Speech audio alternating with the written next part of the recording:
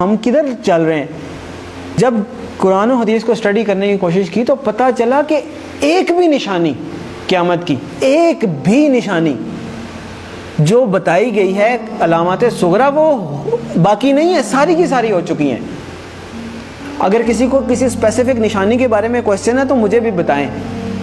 اول تو مطلب جو میں نے اسٹڈی کیا ہے مجھے تو تقریباً سب بھی ملی ہیں۔ تو ایک دن ایک صاحب کہنے لگے آپ تو کہہ رہے ہیں ساری ہو گئی ہیں، پیلے جھنڈے نہیں کہیں سے نکلے۔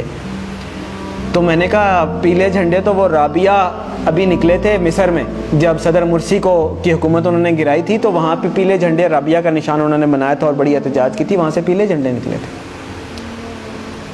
پھر ایک اور صاحب کہنے لگے کہ دخان نہیں آئی جی، دھواں ہوگا جو زمین کو اپنی لپیٹ میں لے لے گا۔ میں نے بتایا کہ دخان تو اللہ واللہ عالم، ہم عقل کل نہیں ہیں، لیکن دیکھیں ہم نے تو وہ دیکھنا ہے کہ جو ہماری سمجھ میں بات آتی ہے۔ آج سے 7-8 سال پہلے ہم بھی اسی پنجاب میں رہتے ہیں، اسی دنیا میں رہتے ہیں، دھند ضرور ہوتی تھی، دھواں بھی ہوتا تھا، دھواں اسموگ نہیں ہوتا تھا کہ وہ پورے لپیٹ میں لے لیتا ہے۔ دھواں تو ایسے ہوتا ہے نا دور سے نظر آئے، دخان ایسا ہے کہ یخشى الناس، قرآن میں اللہ نے فرمایا یوم تأتی السماء بدخان مبین یخشى الناس ھذا عذاب علیم، وہ بھی پورا ہو گیا۔ پھر کیا رہ گیا؟ پھر انہوں نے کہا عربوں میں شرک آ جائے گا، وہ تو نہیں آیا۔ تو میں نے کہا میں بھی سوچتا تھا نہیں آیا، بلکہ جب میں یہ حدیث پڑھ رہا تھا تو میرے ذہن میں یہ تھا کہ پتہ نہیں عربوں میں شرک پتہ نہیں کب آئے گا۔ سب سے زیادہ قرآن حدیث وہاں پڑھا جاتا ہے، حرمین شریفین وہاں پہ ہیں، عبادات وہاں پہ ہوتی ہیں، مساجد رمضان میں وہاں بھری ہوئی ہوتی ہیں، تو پتہ نہیں کب ہوگا۔ اتفاق کی بات ہے کہ میرا نہیں خیال کہ ہفتہ گزرا ہوگا یا کچھ، تو وہ خبر آئی کہ وہ انہوں نے یو اے ای میں مندر بنایا ہے اتنا بڑا، اور باقاعدہ نعوذ باللہ اس کی پوجا کر کے انہوں نے اس کی افتتاح کیا۔ عجیب لگا کہ اتنی جلدی کہ جب آپ حدیث پڑھتے ہیں تو آپ کو لگتا ہے کہ عربوں میں شرک لوٹ آئے گا، پتہ نہیں، یہ تو بہت ہی مشکل بات لگتی ہے۔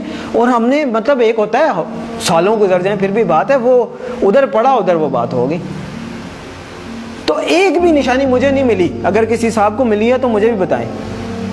اس کا مطلب ہے علامات صغریٰ ساری پوری ہو گئی ہیں، اب علامات کبریٰ کا وقت ہے۔ پہلی علامات کبریٰ میں سے پہلی کیا ہے؟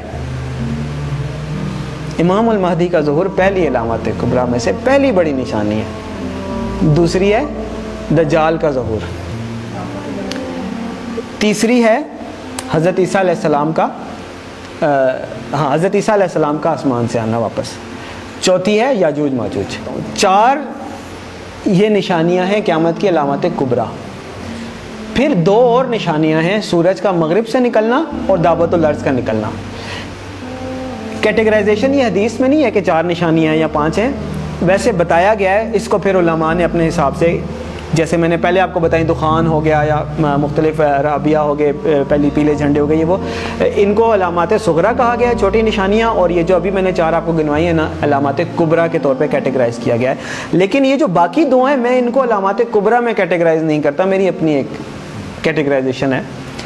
کیوں؟ اس لیے کہ آپ صلی اللہ علیہ وسلم نے فرمایا کہ جب دعوت الارض نکل آئے یا سورج مغرب سے نکل آئے پھر کسی کی توبہ قبول نہیں ہے، جو ہے جیسے ہے ویسے ہے، کوئی نیک ہے نیک ہے، بد ہے بد ہے، کافر ہے مسلمان ہے مسلمان، پھر کسی کی توبہ قبول نہیں ہے۔ اس کا مطلب یہ ہے کہ یہ جو 2 نشانی ہیں یہ قیامت قائم ہونے کے واقعات ہیں، وہ تو ایک قسم کی قائم ہو گئی نا قیامت۔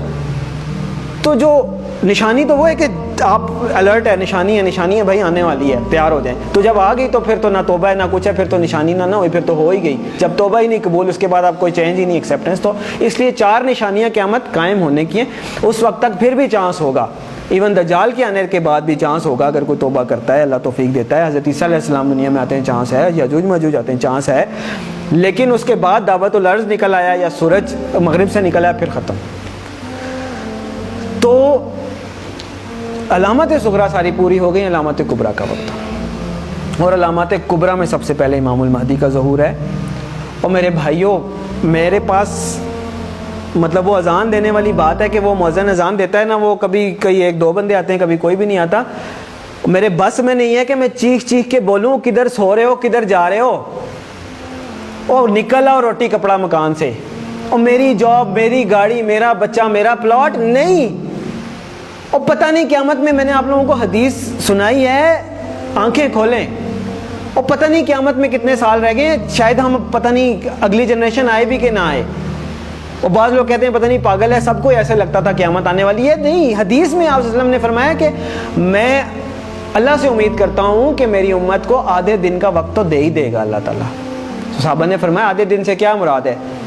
تو آپ صلی اللہ علیہ وسلم نے فرمایا 500 سال. اور یہ قرآن سے بھی ثابت ہے کہ اللہ کے ہاں ایک دن ہمارے 1000 دنوں کے برابر ہوتا ہے. تو علامہ سیوطی بہت بڑے حدیث کے مفسر گزرے ہیں. میں لوگ کہتے ہیں آپ علامہ سیوطی کے اس پہ کیوں جا رہے ہیں؟ مطلب جو مفسرین گزر چکے ہیں, حدیث کے انٹرپریٹیشن دے چکے ہیں, اب میں نے نہیں تو نہیں دینی, اللہ معاف کرے.